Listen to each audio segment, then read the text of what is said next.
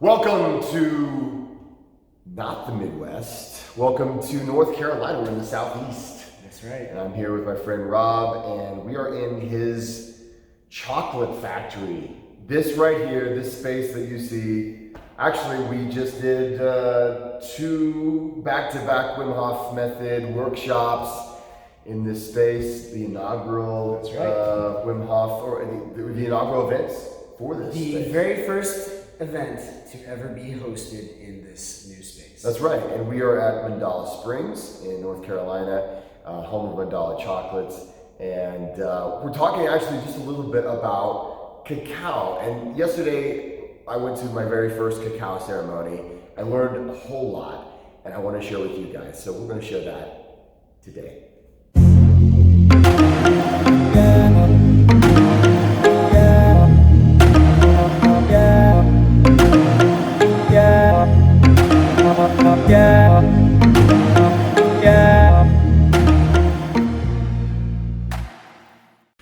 Welcome to North Carolina. I am with my friend Rob, and we are talking about cacao. Actually, I say we're talking about cacao, but I'm not going to really do much of the talking because Rob is the expert here. So Rob, what are some things that the average person doesn't understand about cacao? Could you just tell us a little bit about it? Okay, well, first and foremost, if you don't know to begin with, cacao is the bean, the plant that chocolate is derived from. So cacao is chocolate. We're actually entering into an era when people actually understand that. Okay. Cacao is well known. Right. Cacao is chocolate. Portlandia helped with that. That did.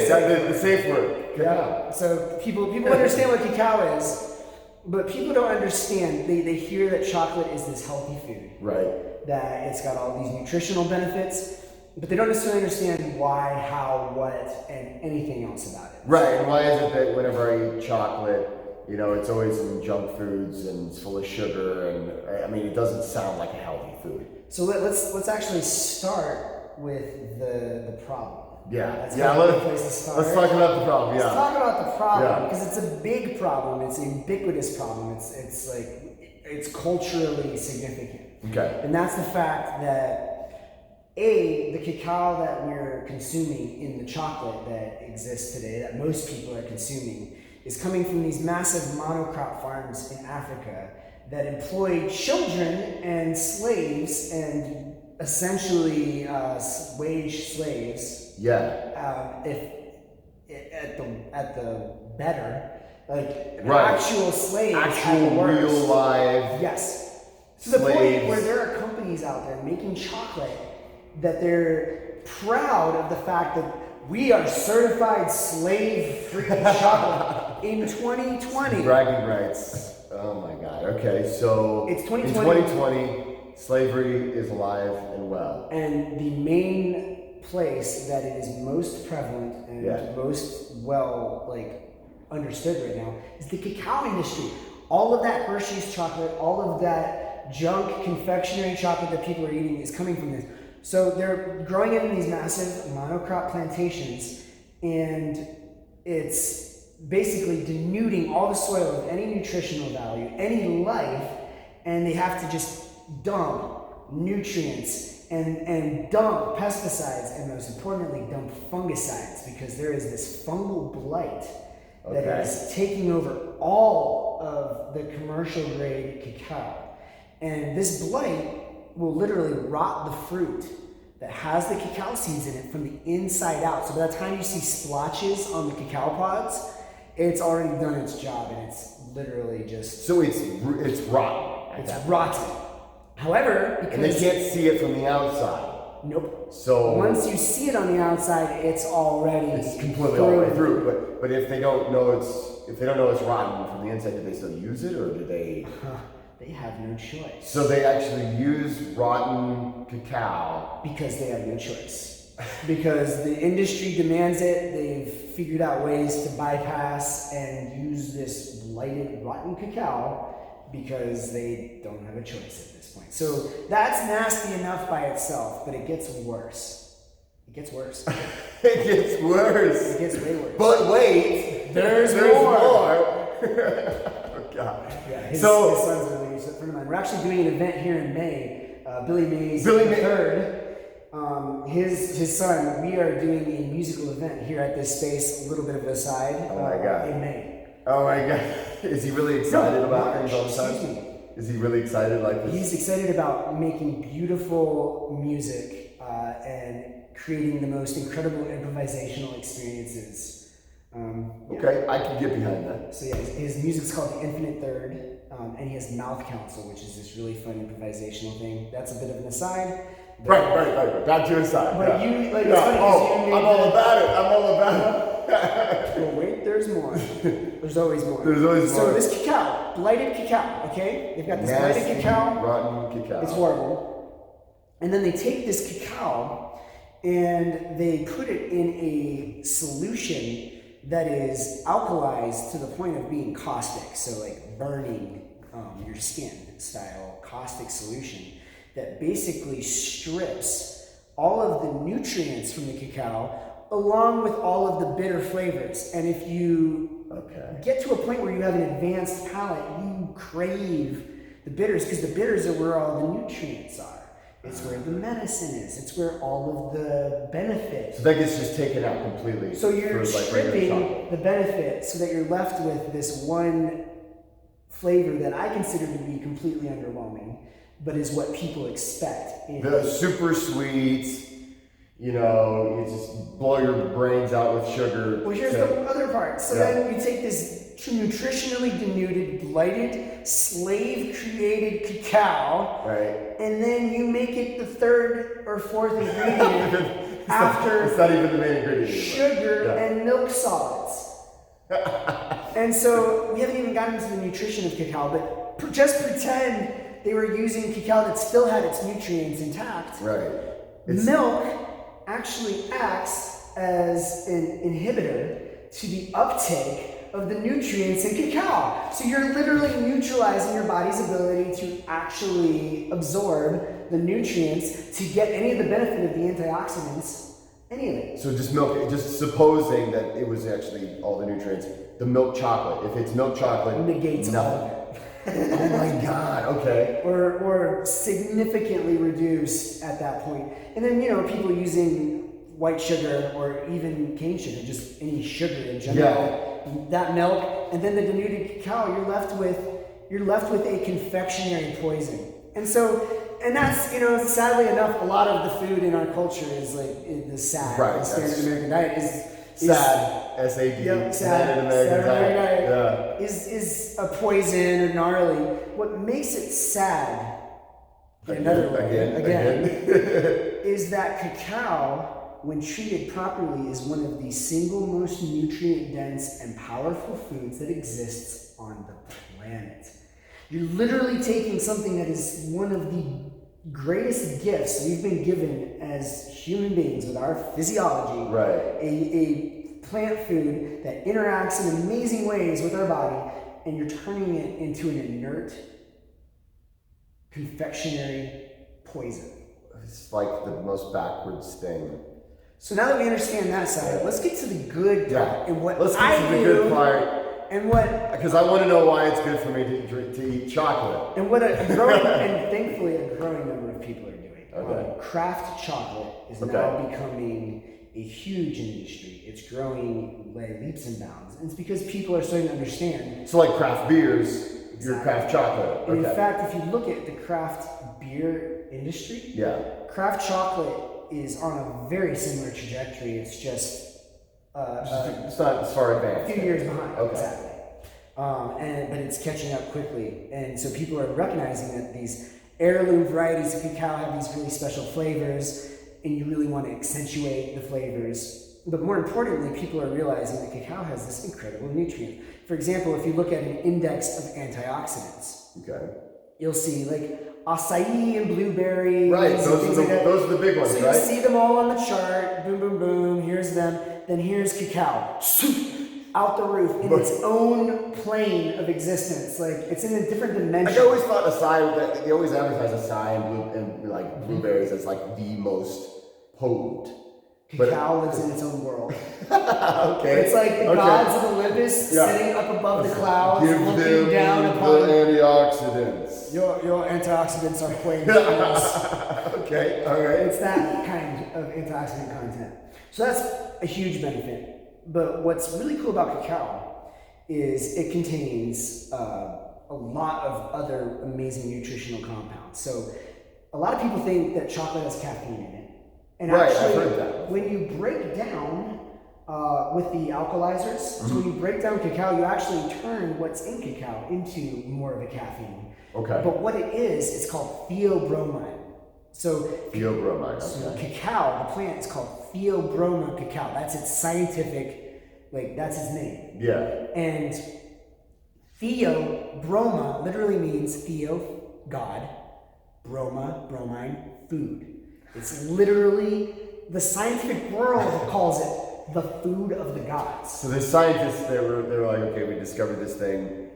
There's only one good name for this, food of the gods. It's the food of the gods. Okay. And the compound, the most celebrated compound in it is theobromine.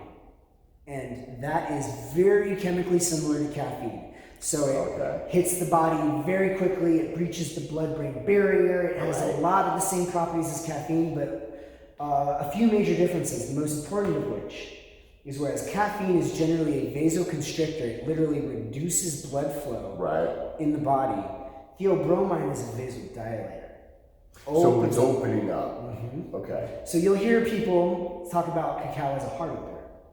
And they mean it in it's love, spiritually, it's a heart opener. Yeah. No, it's physiologically, literally a heart opener. It literally opens up your blood vessels Vasodilator. and improves circulation. Exactly. So that's theobromine. Then you have a lot of other compounds. We could go into a lot of time. One of them, really fun one to talk about, especially because we're both Wim Hof method instructors, is anandamide. Anandamide. Another option where the scientific community is we have to use spiritual language to describe this. Ananda is a Sanskrit word for bliss. So in the yoga community, if you're a yogi, you've probably heard the word Ananda. Anandamide literally means bliss molecule. The bliss molecule. It's the bliss molecule. In cacao, okay. It is endogenous cannabinoid. It is a cannabinoid compound that we produce in our own bodies. And cacao just happens to be one of the only plant sources of anandamide that exists. And so anandamide binds to receptor points. And it has been shown to help us create bliss. It helps also stimulate the production of serotonin and dopamine, and it helps facilitate the chain of bringing well-being, peace, and happiness physiologically into the body. It's not just because it tastes good and I'm happy, it literally is a physiological reaction. And they call it the freaking bliss molecule. So beyond all of that, then you have the fat of the cacao bean. So the cacao butter itself, very high in these really amazing beneficial fats. And these fats act as the raw materials you need to build a lot of other adrenal compounds and things that you need for your health. So you take an adaptogenic herb, for example, like the ones we harvest here on site, like the reishi mushroom. So adaptogen, it creates a signal path in your central nervous system, and it's like, hey, liver really needs more of this compound. Well, you mix that reishi into the chocolate, that cacao is actually giving you the raw materials you need to produce adrenal compounds that then bind to the receptor point and complete the chain. So you're getting, by combining cacao with an adaptogen, you get a synergistic effect. And it's more than that. So remember, we talked about theobromine being a vasodilator. So say you take a bunch of amazing adaptogenic superfoods or just nutrient-dense superfoods, and you find a way to break them down to their smallest particle size without losing any of their nutritional value, which we do. Nice. You put them in the cacao, you actually crystallize the cacao, because that's what you do when you make a chocolate bar. It's called tempering. You temper it. So you're organizing the crystalline structure so that it's got that snap, it's all homogeneous. Right. I'm sure you've seen a chocolate bar melt and re-solidify, and it gets all bloomy and choppy and weird. Right. So that's because it's in a different crystalline form that's not as stable. Okay, so you stabilize it. Stable, organized crystal, it suspends all of those nutrients. It preserves them. It doesn't allow them to degrade or lose any of their nutritional value. So you get maximum potency. Yeah. And we're doing this with stone grinders. We're stone grinding all of the ingredients and the cacao, getting everything broken down to its most bioavailable size. Then it gets suspended in that tempered chocolate bar. You put that in your mouth. The theobromine, the vasodilator, the food of the gods. Yeah. It opens up all your blood vessels immediately. And all of those nutrients that have been stone ground and preserved are immediately They're absorbed easily that way. And then assimilated through the rest of the body. Sublingually, and it's assimilated without ever having to go through the digestive fibers and all of the very inefficient processes that happen in our stomach and then gut in order to pull the nutrients from whatever we consume. So we're going to do another video on. I'm going to have first of all some taste testing. And we're going to do another video on mandala chocolates. We're going to go through the chocolate factory and everything. But overall, it sounds to me like cacao is not the thing that most people actually ingest when they ingest chocolate. And one of the things that you told me the other day when we were having the cacao ceremony is cacao or good chocolate shouldn't be cheap, because there should be someone who's being paid a living wage, something that is. Thank you for going back to that. Because I really think that's important. That's huge. I didn't realize slavery was a thing that's used in chocolate production.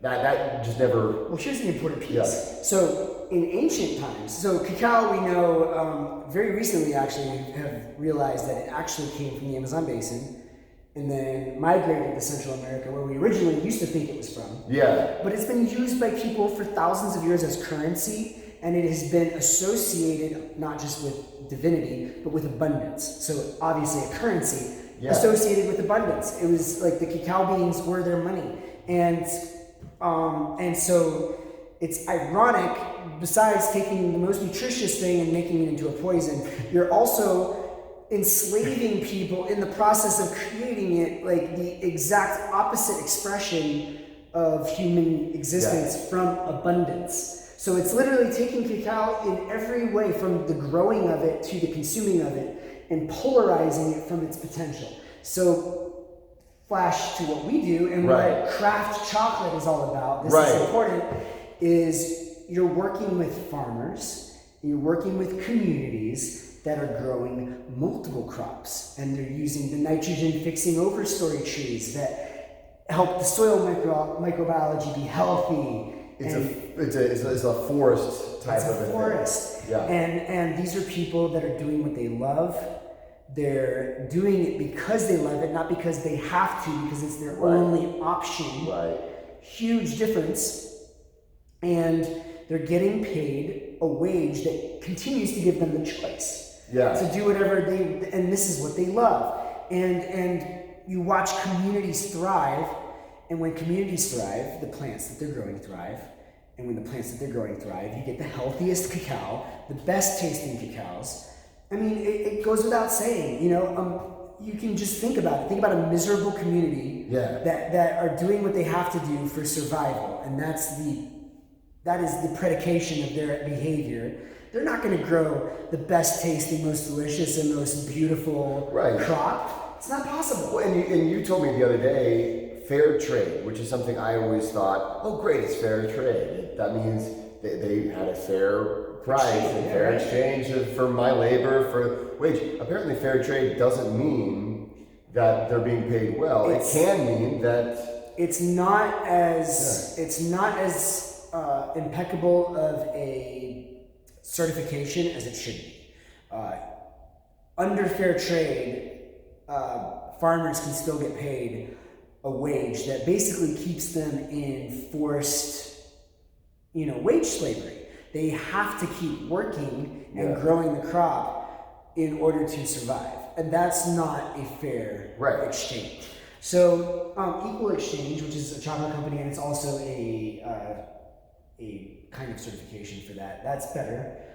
There are better options out there. And there are people that go to extreme lengths to make sure that every part of the supply chain is thriving. Because that's how it should be. That's the only sane way that humanity can really continue on the planet.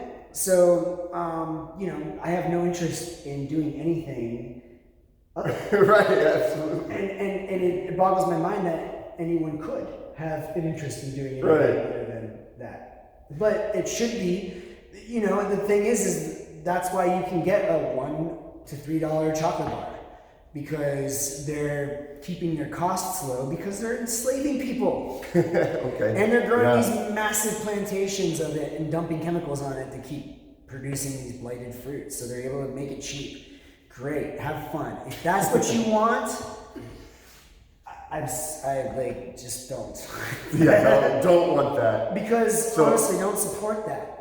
Every dollar you pay them is like you are supporting. You're saying, I support this. I support you vote child with your labor. pocket. I support slavery. I support all of this gnarly nastiness that's happening in the world. It's much better to put a little more money in. You're going to get something that is actually beneficial to your health, actually nutritive. Cacao, interestingly enough, raw cacao is an appetite suppressant. So people are addicted to chocolate. It's just like the absolute opposite. Opposite of what cacao actually does. It's self-regulating in its potentized form. That's awesome. Rob, thank you for explaining cacao to us. Used wisely, cultivated properly. Exactly. It can be an absolute game changer to overall health. And performance. Cacao, because it's a vasodilator. Think about these people, endurance races, and it's like triple caffeinated shot. Like vasoconstriction to the nth degree. You have just consumed with recovery. Just overall with recovery. If you have a vasodilator, you're getting nutrients to the system. You're getting everything where it needs to go. So imagine taking chocolate instead in that moment of high performance need. Suddenly you've taken a very potent vasodilator that is delivering nutrition directly into your body without even having to go through your digestion. It's the most effective performance food that I've ever discovered. Yet it's not being regularly or consistently utilized as such. It's sold as a dessert or as something to get you out of trouble with your life. So doesn't make any sense. It makes all the not sense. But I guess that's the world we live in. Maybe sensible things have to start somewhere. That's right. It has to start somewhere. So thanks so much for watching. Thanks again, Rob, for explaining that to us. We've got a lot of chocolate in future videos, so feel free to take a look. Also, if you're interested in getting some chocolate from Mandala Chocolates, from our chocolatier friend here, take a look in the link below, and you can check out all of the different flavors. There's all kinds of different blends, mixes, and all kinds of different purposes. So take a look at those. And thanks so much for tuning in. Please, if you haven't already done so, like and subscribe. And don't forget to go out there and be nice to people.